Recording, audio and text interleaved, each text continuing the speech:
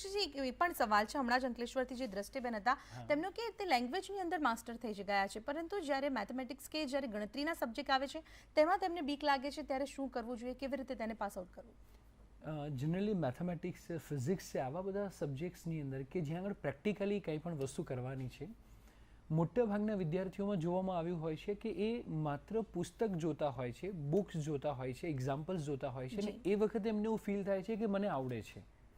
પરંતુ જ્યારે એક્ઝામિનેશનમાં મિક્સમાં સમ સોલ્વ કરવાના હોય ત્યારે એમને પ્રોબ્લેમ થાય છે, બિકોઝ ખાલી માનવું કે મને આવડે છે અને ખરેખર આવડવું, એનું ડેમોન્સ્ટ્રેશન આપવું, એ બંને અલગ વસ્તુ છે. અને એટલા માટે મેથેમેટિક્સ છે, ફિઝિક્સ છે, આવા પ્રેક્ટિકલ સબ્જેક્ટ્સનું પેપર રાઇટિંગ ઉપર સૌથી વધારે ધ્યાન આપવું એ ખૂબ જ હિતાવહ રહેશે દરેક વિદ્યાર્થીઓ માટે. ચોક્કસથી આપ ત્રણેય અમારી સાથે સ્ટુડિયોમાં જોડાયા અને ખાસ જે વિદ્યાર્થીઓને ટિપ્સ આપી તે બદલ આપનો ખૂબ ખૂબ આભાર.